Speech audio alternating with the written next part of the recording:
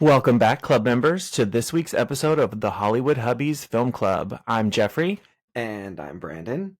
Last week we did our review of Top Hat. We hope that everyone enjoyed. Please go back and give it a listen.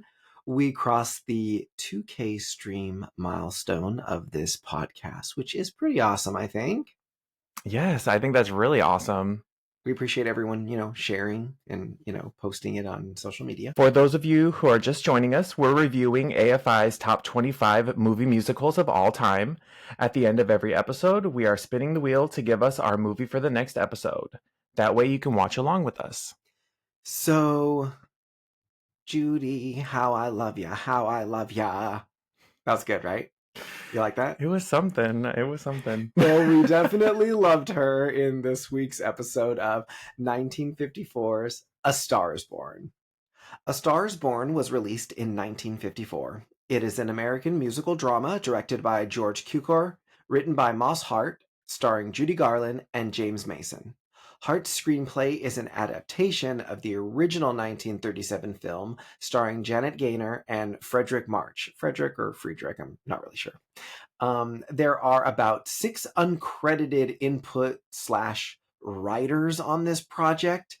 I read through it and I was like, wow, 6 people had their hats thrown in this, which included David O. Selznick, Ben Hetch, Ring Lardner, John Lee Mayhem, Bud Schulberg, and Adela Rogers St. John's. So a lot of people had their hands on both the projects collectively. So all of these writers are credited for both the 1937 film and the 1954 film. I think that a few of those names that you said actually are credited because there was a film in 1932 called What Price Hollywood, Mm-hmm. and it has almost the identical plot line.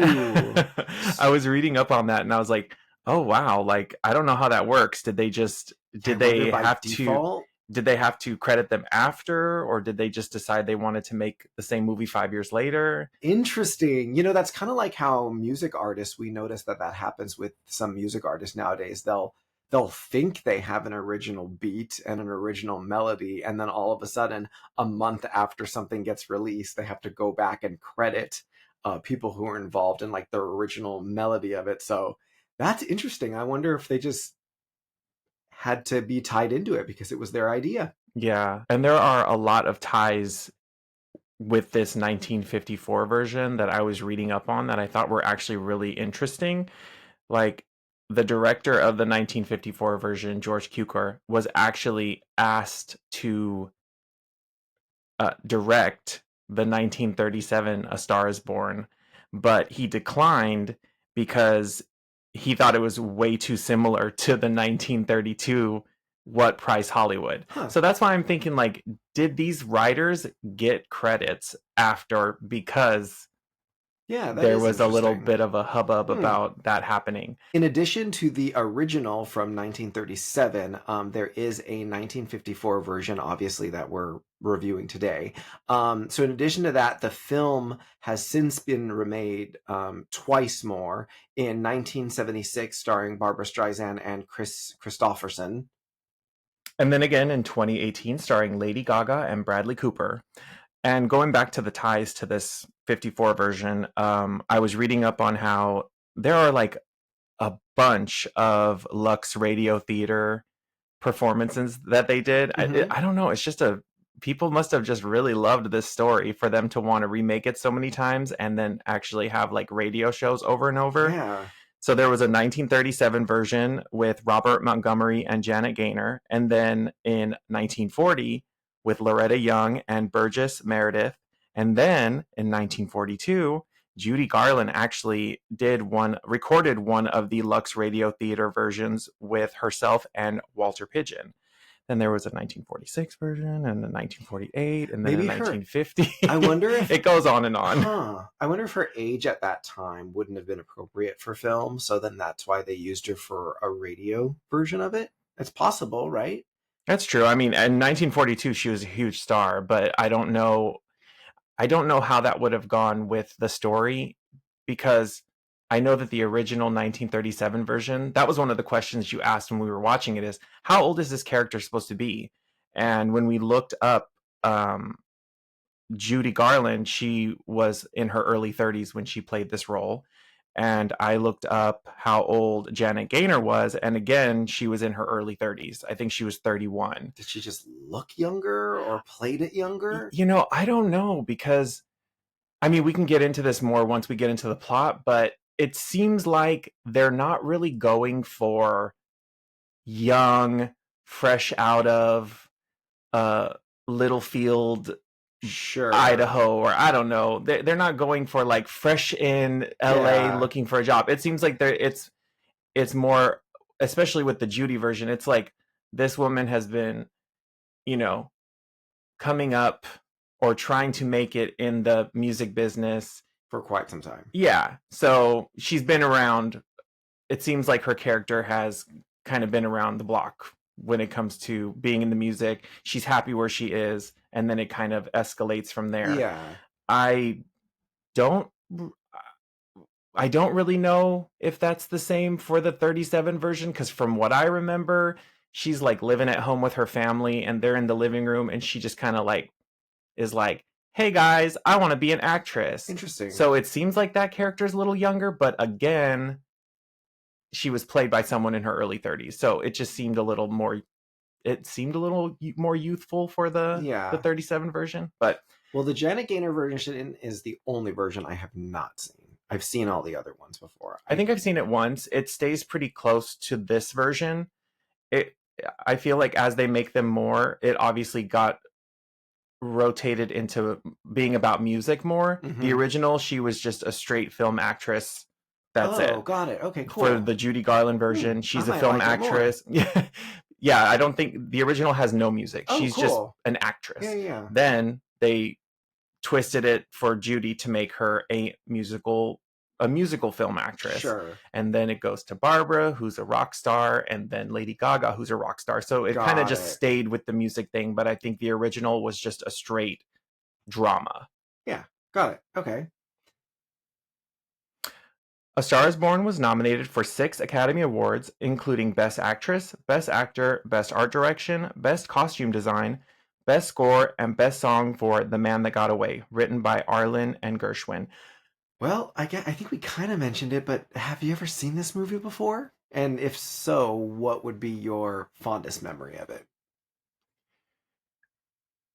Well, growing up, I think my filmography of Judy Garland was mostly her MGM films, her younger MGM films that, are some of her biggest hits. Mm-hmm. You love Meet Me in St. Louis.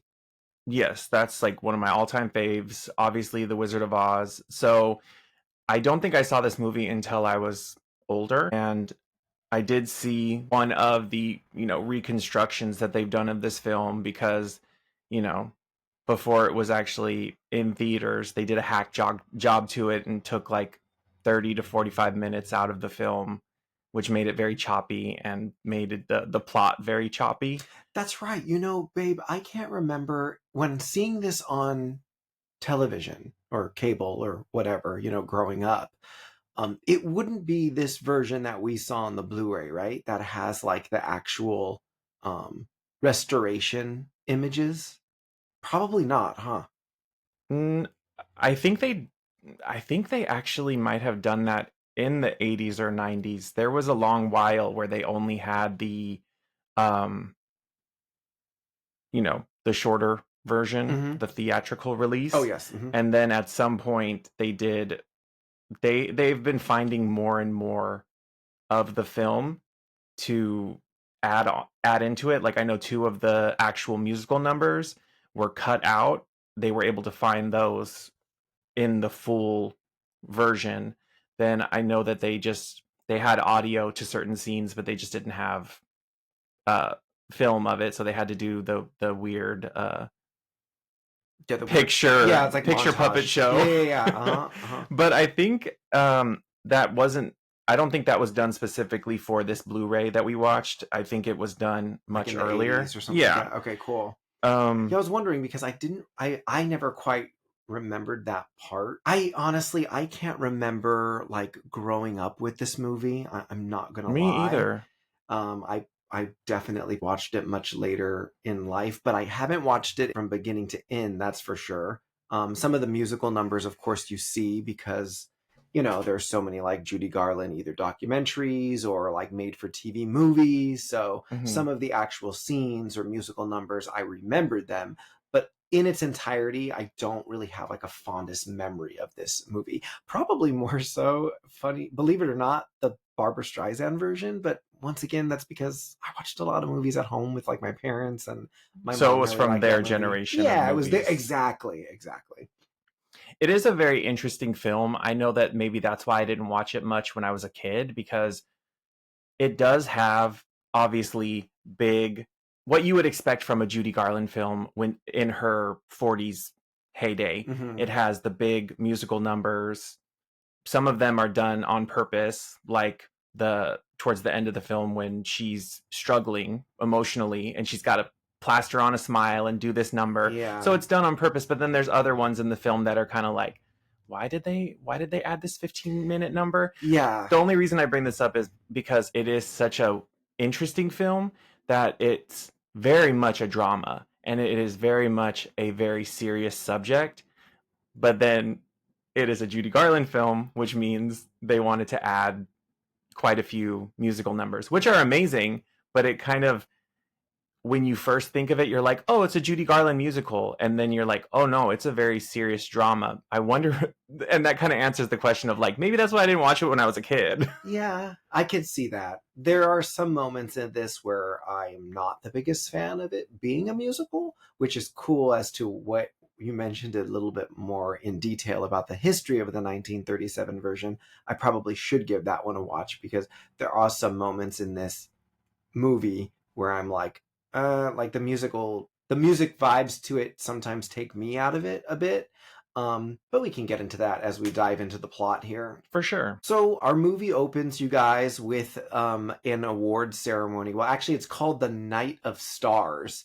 I don't really know if it's an award ceremony or if it is more of a like premiere of different movies. I couldn't really uh, get what the I actual have it no idea what it was. was. Was it a review, a musical review of almost like things that were to come for the next year? It felt like one of those like honorary type galas because they weren't really giving awards away, but it looks set up more like a Broadway review than a televised show. I It think when looked I less first watched televised. it and when I was going into it again, I assumed that it was like the pre-show to one of Norman Main's movies that were coming out. So yeah, I don't know I what don't the really point know of what it the Night was. of Stars ceremony was. I was a little bit confused by that. But then like you're thrown into all these limos arriving and they've got very clear like lookalikes. Like the Lola character is very much like a Paulette Goddard type of role. There's like a newscaster that's the styled very Ethel Merman. Like they do a pretty good job styling these small characters in this scene, very much like Hollywood stars at that time. Um, Yeah, it kind of reminded me of the opening of Singing in the Rain. I mean, that opening is much more like of a caricature, like these people coming out and they had like the comedians and then they had like the Spanish actress, like seductress and stuff. I mean, that exactly. was much more of a caricature, but I think just because it was like them walking on the red carpet, I was like, oh, this is giving me a little bit of Singing in the Rain. Mm-hmm. I did love seeing the old shots of LA and Hollywood in the background. Like, it's crazy when you look at what the city used to look like before it just kept getting built up. Mm-hmm. But like the streets looked bigger and like everything kind of looked more spread out. Yeah, and they do an interesting job too with real footage. Also, some backdrops, but mostly screens as backdrops. There are a lot of screens that were used in this as Instead of just like backdrops. painted, it was like they had like a screen going in the background. Like Correct. they would have almost like how what they do for like driving scenes where Yeah. they have like two people in the car and they have a screen going in the background. We're driving down the street, Yes. but they would do it during an actual stand up scene. Like if Correct. there was a scene with Judy Garland And James, and James Mason just standing there. They would have a screen going on, and you're like, oh, it's Sunset Boulevard in the like so it was outside the apartment. It was a very interesting style that they were using at that time. I did write down that I do want more Lola Lavery. Oh, that she was a fun character? I thought she was cute. I mean, she's a little ditz, and I enjoyed her. A throwaway character. She's in 2 scenes, I think, in the whole movie. I thought there was going to be more. I thought there was going to be more with her character, even just. I mean, there was the one scene later where they're sitting in the living room and talking, but it wasn't even a real scene because they had to reconstruct it from pictures. Mm-hmm. So she obviously did have more scenes that were just cut out, but I wish there would have been more with her, even just her relationship with him and how, you know, they were kind of together, but then he didn't really have any interest in her because he's now interested in Judy Garland. It would have been interesting to see, like... Yeah, is that the story? What do you mean? I mean, what you just got from it. Well, I mean, she's there. She's sitting with the guys, and like the prompts from the interviewers are all like, oh, well, you know, where's Norman tonight? And they're like, and she's all shy and bashful about it. And then she's sitting with the head of the studio going like, where's Norman? Where's Norman? So like, we're assuming that like he's done this all before with this other girl, or he tries to make them stars, maybe. I don't know. I mean, when they go to the coconut grove, it just sounds like he's a womanizer. The whole thing is very interesting. So, but when I saw the living room scene where they're just sitting around talking, I'm like, do they live together? Is she visiting? I would have liked more of that to see like what was going on there, because they did set her up as like a love interest or a kind of like interest. I don't even know what you would call it. And then she was just gone. Yeah, kind of a throwaway. I agree. So Esther Blodgett, played by Judy Garland, is an aspiring singer. She's with her band. She's performing that night at the Night of Stars ceremony. And we've got Norman Maine, who's the other main character, played by James Mason. He is like the former movie idol, like the matinee idol, they call him, whose career is basically beginning a bit of a decline. So he's probably started off young at the studio, like a love interest, and now he's gotten a little older, and his movies are starting to not do as well because he's also, you know. Yeah, so it's like he's not only is he aging out, but you know he is also he has a fondness for the sauce. Yeah, he's a heavy drinker. So he arrives at this event intoxicated and shows up at this function. Oh my God. This whole scene of him gives me so much anxiety. Like, I don't understand it. I don't get it. Like, it's a running thing with him too. But basically, the studio publicist, his name's Matt Libby, he attempts to keep Norman from going on stage because Norman's supposed to have a bit where he goes on stage, but like he's completely drunk. And so they're running around with him backstage to try to distract him and keep him from going out there. But basically, Norman eventually rushes out there, bursts onto stage while the orchestra's performing, where Judy's performing. So, you know, Judy, where Esther's performing. And so Esther quickly has to think on her feet because he stumbles out there, and she quickly thinks on her feet and makes him part of her act. So it's her with two dancers. And it's an uncomfortable scene, which I guess, I mean, that's the purpose, right? We're supposed to be uncomfortable because, you know, he's making a fool of himself, but they all just kind of baby him. And this is something that we're going to get through the entire film, you guys. Everyone just kind of cleans up his mess around Norman, rather than just like putting him in his place and keeping him from going on stage. I mean, he was just kind of running around the backstage, like being silly, like messing with people's costumes and like trying to hop on horses and stuff. And it was just really awkward to watch. And again, like you said, it's his character. But when someone would try to stop him, he would like push them or like hit them. And I'm like, the guy's blackout drunk. Like, if you're the publicist, knock him in the face. Yeah. He's going to pass out. Take him home and put him to bed. Like, I don't know why everyone's like, oh, don't touch the film star. Like, it was very weird. It was very cringe. I don't I don't know if they could have toned that down a little bit, because you have to understand a little bit of why the guy is somewhat likable, or something about his charisma or something. I got none of that. Agreed. I Same. zero. So when, after the performance where he goes on stage and Esther thinks on her feet and gets him to kind of do a few little drunken dance steps, and then she kind of like, dances him off the stage. I didn't understand when she was like, "Oh, he's charming." Da da da da da. Like after he like snatches her lipstick and like writes on the wall, like the whole thing I could understand done right. I think it could have been like, "Oh, the guy's got a problem, but he's a charmer." I didn't get charmer at all. Yeah, I agree. It almost would have made more sense if Esther was just like, I'm gonna put up with it because maybe he's got some connections. It would have been smarter for them to just write the character that way. I mean, it seemed like she was a little scared of him, but a little intrigued by him. I guess that's what happens when you fall in love or you fall in lust. Like, she is obviously seeing him one way and going like, "Oh, he's sweet," and her bandmate is like, "What are you talking about? He's scary. Like, So let's weird. get out of here. He's a drunk." But it just, to me, the character watching it from the outside in, I was like, "Ugh." Like, yeah, I mean, get him out of here. I know. I'm not afraid to say it. Like, I'm repulsed by the character. But hey, maybe that's the direction in which we're supposed to feel about him, especially from the get-go. But it does make it harder to understand why Esther is so intrigued by him. It just makes it harder. I think I can understand it. I just can't.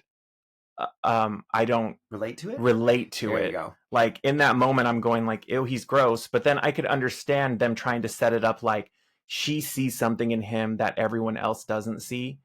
Whether it's right or wrong, she becomes super intrigued with him. So I could understand that plot line. Yeah. Going back to the song, "You Gotta Have Me Go With You." That's right. We have a musical number. We kind of jumped into the problem of the number, or not the problem with the number, but what happens plot wise. But going back to the song, I gotta say, I instantly remember watching it for the first time and knowing that this was Judy Garland's big comeback to film, and just kind of being in awe of her, because she comes on, the first thing you see is her fixing her stockings, and you see her gams, and you're kind of like, okay, Judy still got it, she's still got her great legs. I was like, that was a cool shot.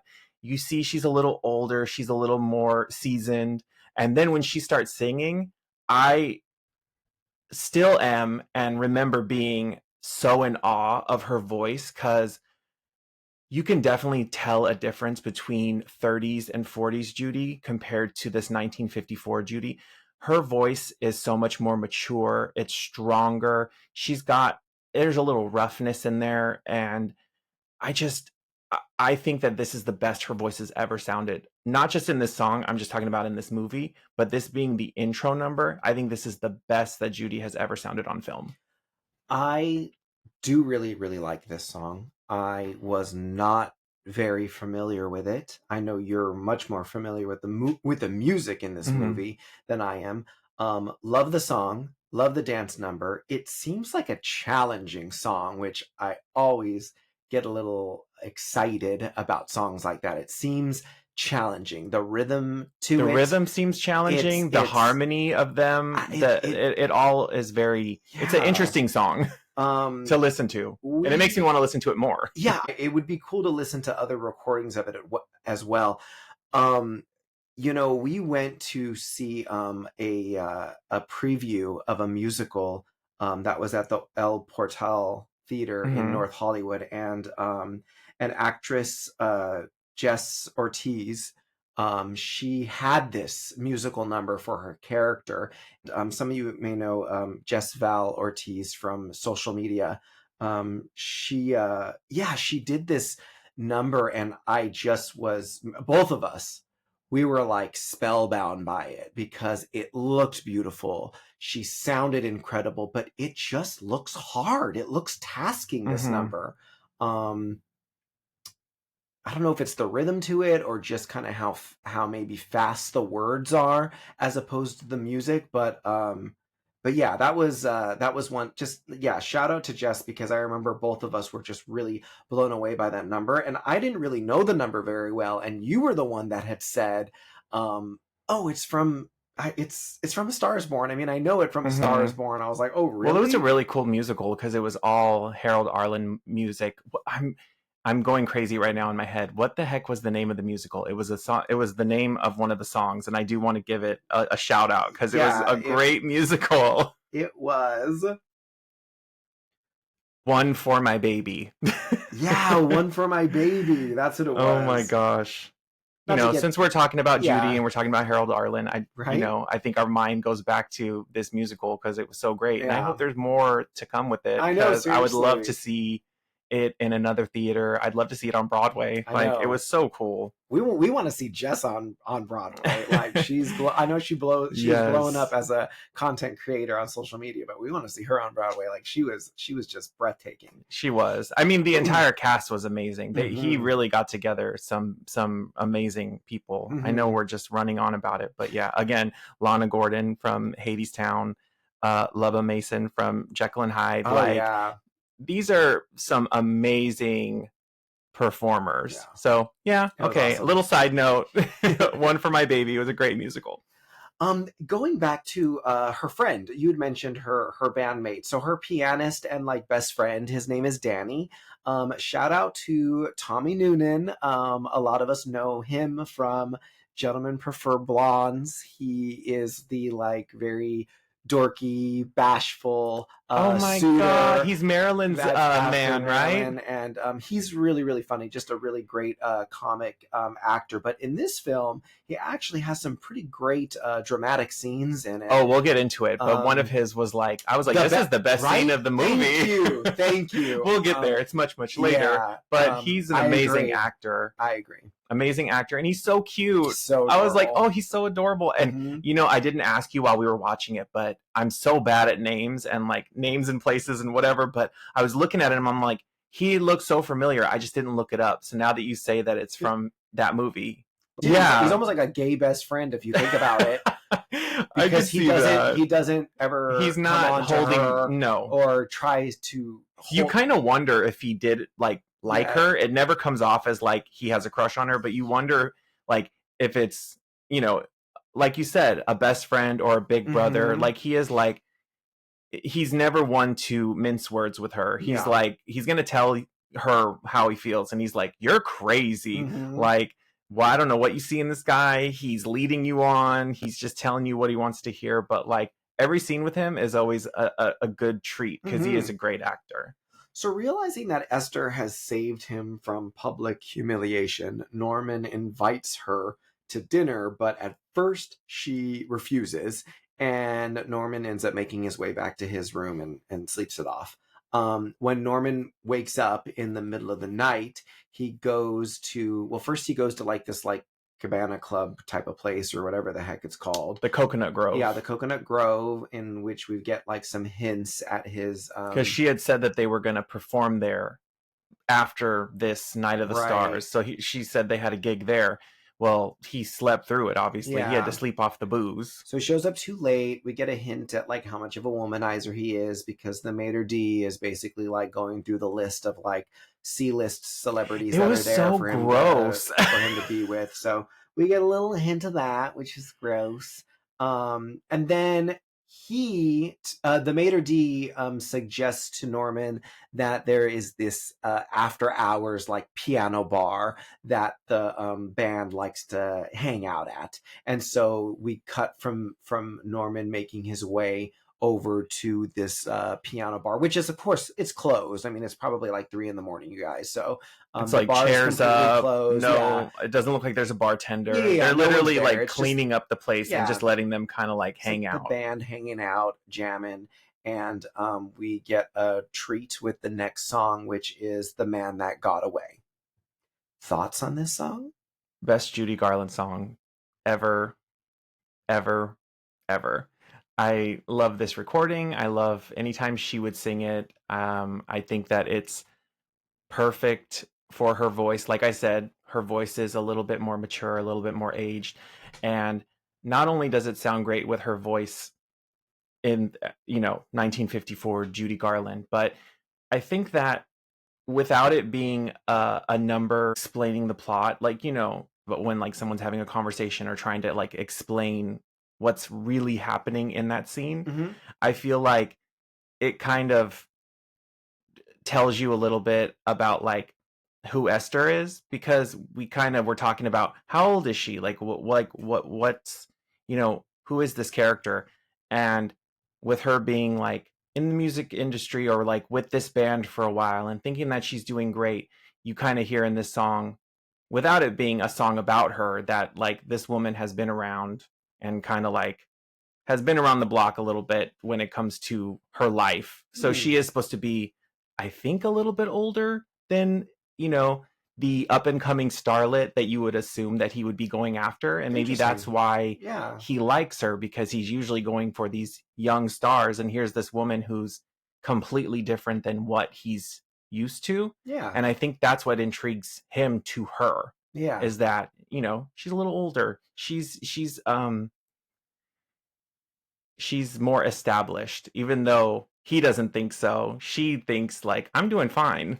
Yeah, I could see that. I didn't get that at all. I mean, I like the song a lot. I think she sounds great. But I really didn't get any of the like plot or character connection. Oh, I don't think that it was meant to be like that. I'm just saying that like the song being about a woman who's, had her heart broken, and like, lyrics like, you've been through the mill, like, that the woman in the song it has been through some things, and I think her character is supposed to be a little bit more seasoned and been through some things herself. So I just think that that's the connection. I don't think that it has anything to do with plot at all. Yeah, no, I get that. And I the first number that we got, it felt like it made more sense because it was like a musical review. This is one of those disconjointed numbers to me, in my opinion, that's very much like, okay, time to get a song in right here. Time to hear Judy sing.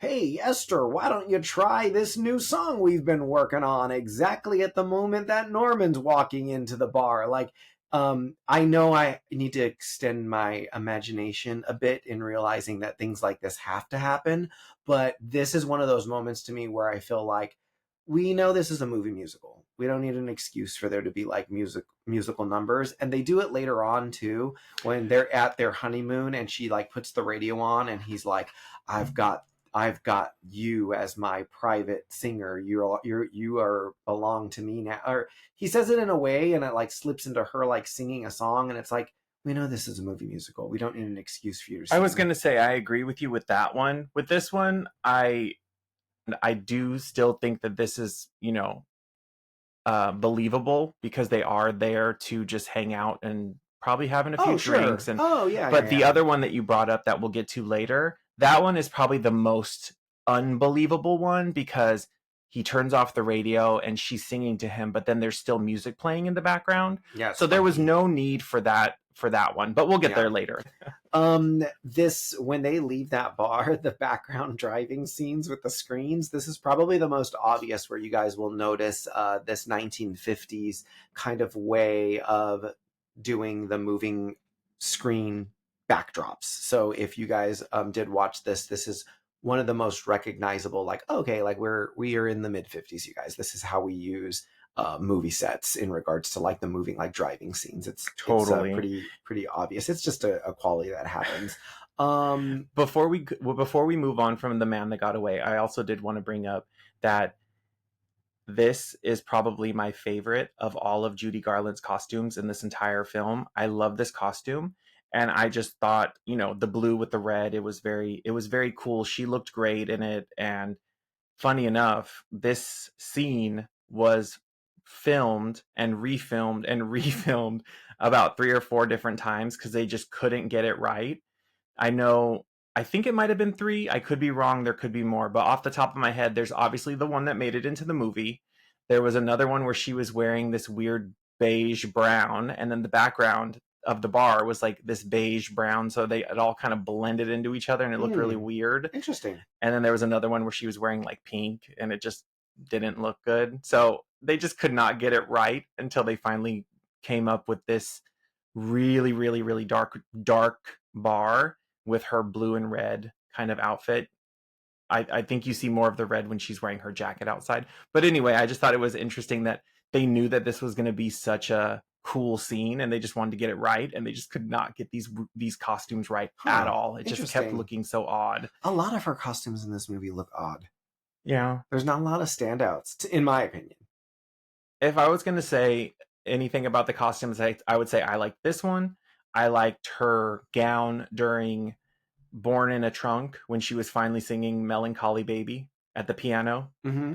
And then her Academy Award dress. Oh, I do. Her wedding dress is nice too, because it's not so typical wedding dress. It's almost like a day kind of suit dress.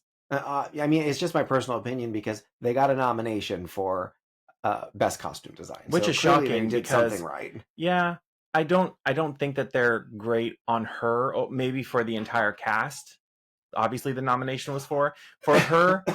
We already were questioning how old Esther Blodgett is supposed to be, and then they proceeded to dress her so matronly and motherly, and I was like, it was giving more like Lucy Ricardo hanging out in her apartment, and like she was cleaning her apartment and was wearing a big baggy shirt with like pedal pushers or something, and I'm like, what are these outfits they're putting on her? Like, I understand that I'm not talking about women's bodies, but I know that during this point of making this film, Judy Garland's weight was fluctuating a lot. But I don't think the answer was to go, oh, Judy's gained a little weight, let's put her in a 3X t-shirt, because it did nothing for her. It did nothing for her character or the plot or anything.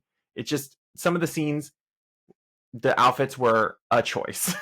Yeah, because like, we don't want to like hammer in on like Judy and what she was going through at this time during this movie, but it is fairly obvious that there are a lot of reshoots in this, because some scenes you're in the same scene and it's cutting from one camera to the next, but we know we're not cutting from one camera to the next. We're cutting from one month to another month of like filming because of the way it looks and the way it's styled. Yeah, even going back to the car scene that you were talking about with the backdrops, like we were looking at when they were filming them both in the same shot, so they would be showing Norman and Esther. Judy, she wasn't looking her best. I don't know, it might have been a rough day. Yeah. Or a rough lighting, or I don't know what it was. But then when they would go into the close-up, I had told you, I said, is this did they have to film this at the end of the movie, or was this filmed in the beginning? Because there was a little bit more light in her eyes. She looked younger and fresher and happier, and like it was almost like any time that they needed them to talk, if it was the filming with the both of them, they were okay with him talking, but then anytime it would go and it was her turn to talk, they would switch it to this close-up that was obviously from a completely different month. It was very obvious that they had to do quite a few reshoots for her, which were good because those close-ups, I think that her acting in them is wonderful.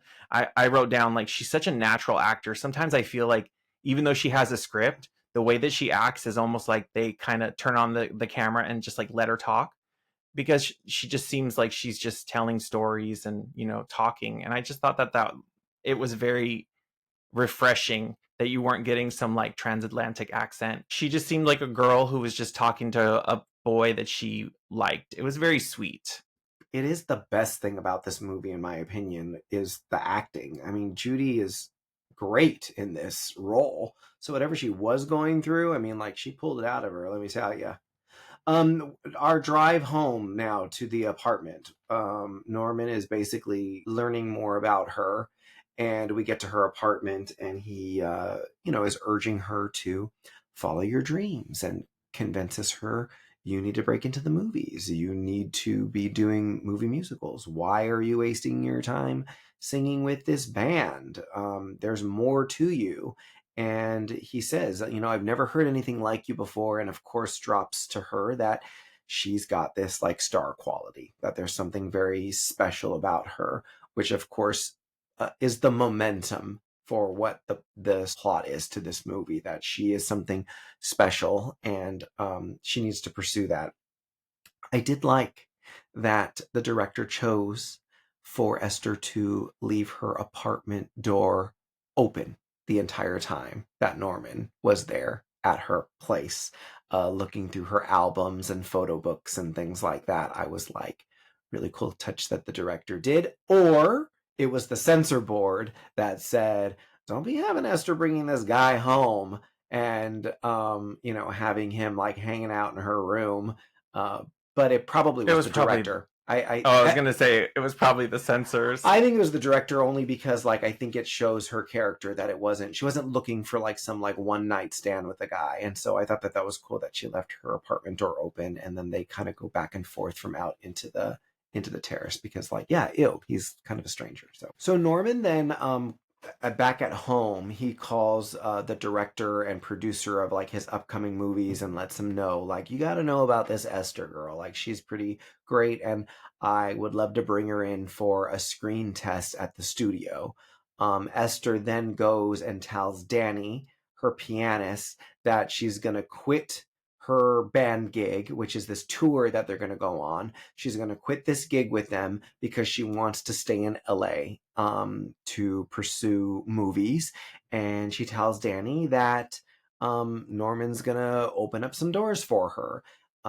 Danny obviously doesn't agree, but with it, he thinks the whole thing is a hoax. But he doesn't want to crush her dreams, or he's not going to be one of those like clingy guys. So he basically, he disagrees, but he wishes her well. And it's really actually cute because he even like asks her about money that she has. And like in his own way, it sounds like he wants to pay her some of her tour money so that she's got a little something to live on. And this is one of those scenes I think that you were talking about, Boo, where between Danny and Esther, the acting is great in this apartment scene. Mm-hmm. It's funny that you call it sweet because, I mean, he's giving her tough love. I guess it's sweet in his own way because I feel like the last thing he says to her before she walks out the door is, "You're a fool." So, yeah, definitely tough love. Yeah, I wouldn't call that sweet, but he's definitely being like a big brother to her and like telling her like, "You're wrong, but how can I help?" Yeah, you're right. Norman's called away in the early morning because he's got to go on some trip to film. I think he's going to England. But he's going to be on a boat for a really long time. Yeah, but he's hungover or drunk still or whatever, and so he leaves Esther basically waiting. He never gets to make that phone call to Esther to let him know that he's going to go off and film, even though he promised that he was going to set up and open up doors for her. This is where we break into a lot of those scenes that we were talking about, you guys, where it is like a montage of images. And this is because there's probably a good 20 minutes extra of footage that was lost that they've recouped over time. So, they found a lot of the audio. They just didn't find a lot of what was left on the cutting room floor. Like a lot of it is gone. They had enough audio to kind of like fill in the blanks because it's needed. Yeah, actually very much so needed. In fact, you had mentioned that because I was like, gosh, this is so not pretty to look at, this weird jumble of images. And you were like, yeah, but if you pay attention to the plot, it is all very necessary. So I'm glad that they were able to put this together because I think I would have been lost had they not had this part. I don't think that I would have been lost. I think that it wouldn't have shown what his alcoholism kind of did when it came to, she kind of gave up everything and then he said he was going to do something for her, but then couldn't remember where she lived. Kind of like the whole thing kind of messed up what he promised to do for her.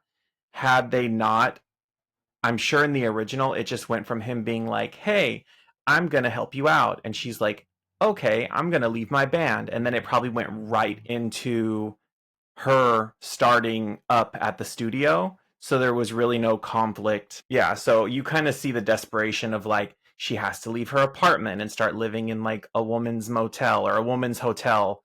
And like, she's living, she's working as like a roller skate girl. Yeah, and Like then she even gets calls to do like little cheesy like one-off like commercials. There's this cute like puppet commercial that they do because like she's saying yes to things just to basically she like needs pay the bills, money. you know? And then Norman, who's later hanging out with Lola, we get that second scene which is basically cut because it's just montage images. But Norman, who's hanging out with Lola around his place, they hear Esther singing on that television commercial. And I believe that's what prompts him to be able to track her down, because he probably finds the studio and connects the dots on how he can get a hold of her.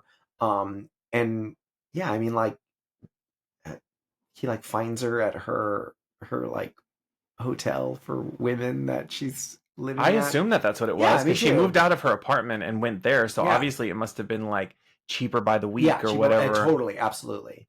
And then we jump into him getting her into the studio. It's a pretty quick jump, but we go from that montage scene of things happening and him tracking her down and being like, "I didn't forget about you. I was just off filming, but check it out.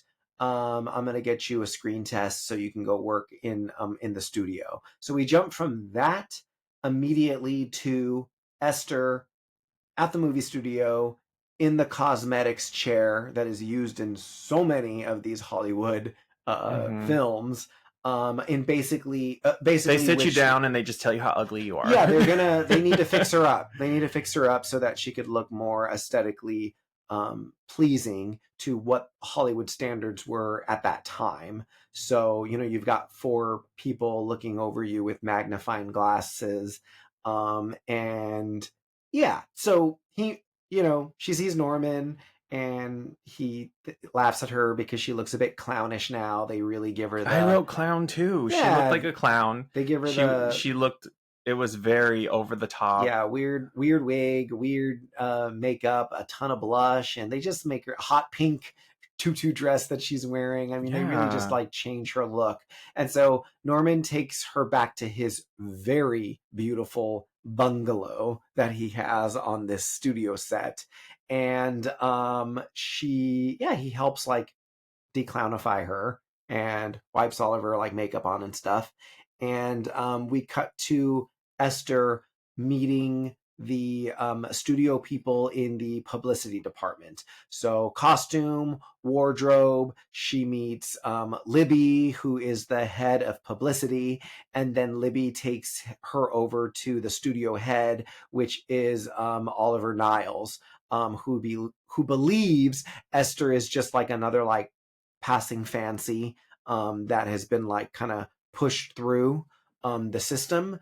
But he casts her in a small film role, which I think is her like waving goodbye on like a train. Like it's Hmm. like a nothing role. She just starts to basically get put into like the movie extras circuit. Hmm. And I love that whole scene though that we were just talking about. Like it was first off, it was hilarious just having her be bounced around. She's got her little scrapbook thinking that anybody has time to like look at her pictures of her as a kid. And they're just like, no, no, I'm too busy right now. I'm going to pass you on to the yeah, that next was a funny person. scene. The whole publicity scene is really, really good. That department. Mm-hmm. Yeah, that was really funny. But also, while I was watching it, I was going like, oh my gosh, like if this is anything like how the movie business was back then, it was probably so cool. Like, because I mean, even though it seemed big like and busy, I'm sure there are so many more people that work at a movie studio now today than back then. So something about it also seemed like we had one person doing this for the studio and we had one person doing this.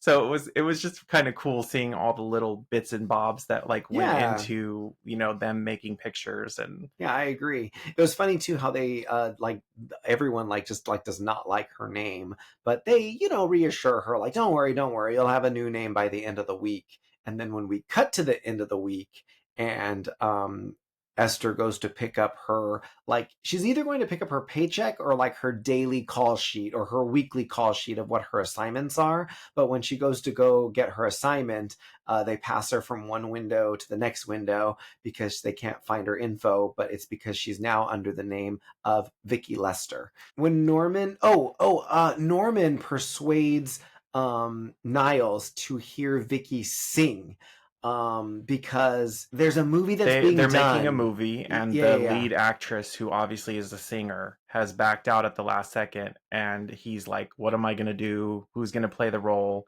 And that's when Norman's like, there's this other actress here on the set, and well, he doesn't really say that way, he like opens the terrace doors to have her like singing. I guess she's singing live outside of the terrace doors. They don't really explain it, but it's like his way of like hinting like, hey, there's this new girl that's on the set now. Yeah, he never says that, but he just is kind of like, I don't know, what are we gonna do? Mm-hmm. And like is waiting for. Oh, and he says, is it worth it, Oliver, to shut down a whole film just because of one actor dropping out? I think you really should rethink this. Yeah, but he's never saying like, I got a girl for you. He's like, he's playing it in the background because he wants it to be his idea. He wants it to be Oliver's idea, because if he says, I want you to cast Vicky Lester, he's going to be like, oh God, and like roll his eyes. He wants him to find the answer to the problem himself. Exactly. So once he's like, oh, who is that girl? That voice is amazing. That's when he kind of gives the eye roll, like, oh, it is your girl after all. So, but he still goes with it because he realizes himself that she is actually very talented, exactly. And not just a pretty girl that he said, I'm going to get you a gig. And so he casts her. He casts her in this important musical film as this lead, even though, he doesn't know much about her. But hey, in true Hollywood fashion, we gotta make a star overnight, you guys. So he casts her in this film, and before you know it, we are legit at the premiere of her movie that debuted. No, her preview. Oh, the preview. Yeah. So like no one knows if she's going to be a star. They're going and like secretly watching it from like the balcony because it's Norman's film is being played, but then there's posters that say preview tonight. So I guess if you wait after the film, you'll be able to see a brand new film and kind of tell us what you think about it. Because you're going to, fill out a little survey. What a cool concept. I would do it. I mean, It'd be a long night, but yeah, but I think it'd be a really, really cool concept. We get a musical number here because as we're watching the preview, we jump into this medley of songs. So we're now watching Esther, I guess Vicky now. We're now watching Vicky in her movie in the preview of her film. And we get this medley of songs, which is known as, I guess, Born in the Trunk medley. Mm-hmm. And within the Born in the Trunk medley, we have maybe like three different songs pretty much in it. It's a lot. There's a lot of songs in there. I've never really heard this song before. Well, first Born in the Trunk. This medley. Yeah, the medley. I've never really heard like the medley before. It is pretty.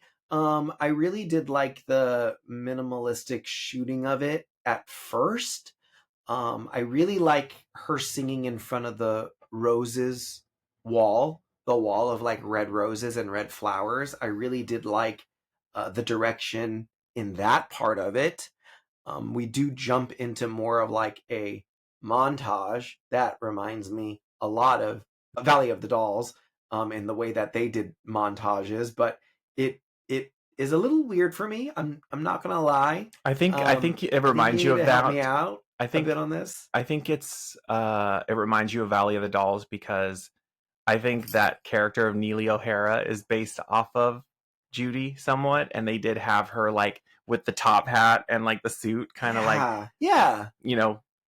I think it's supposed to be reminiscent of this. Oh, got it. Interesting. Yeah, the montage is okay, you guys. I'm not going to lie. I do love that it goes into the Swanee number. I think that that's a really fun song. So that's my favorite part about this medley. But yeah, you're welcome to jump in at any time, boo. Um, I think that it's a really cool number and that it does have a lot of great songs in it. It does feel like it runs a little long and it kind of comes out of nowhere. Had I reading more into the film, Sidney Luft, who was Judy Garland's husband at the time, was the producer of this film, and it was actually his idea to remake A Star is Born with Judy starring. Once the film was complete, he had suggested that they add this in there. It was his idea to kind of showcase Judy Garland's talents. So he wanted it inserted into the final cut. So interestingly enough, George Cukor, who directed the film, did not direct this number. He was gone, and even before he left the film, he did not think it was a good idea. he objected to this number, and they kept it in. And I think with the film already being so long, having this in there, they did have to cut a lot more plot points than they probably wanted to, or the studio wanting to leave this in there probably cut a lot of the beginning and middle and end parts that were maybe. But I know that it's a very popular number. I do like a lot of parts of it. Um it's very weird though, because it's almost like she wasn't the original actor. If you're going back to the scene before, she was not the original actor who was going to be playing this role, but then she plays it, and it almost seems like it's some sort of weird like biography. I know not necessarily about Esther, but it's like you're getting like some backstory about some singer and like how she grew up and how she stumbled along trying to get a gig and then she finally became a huge star. I'm like, so it's almost like it is, but it isn't some like weird Indirect biography about Esther. movie about her life in a way. Yeah, Yeah, I can see that. It's very interesting. You get a lot more from these songs than I do.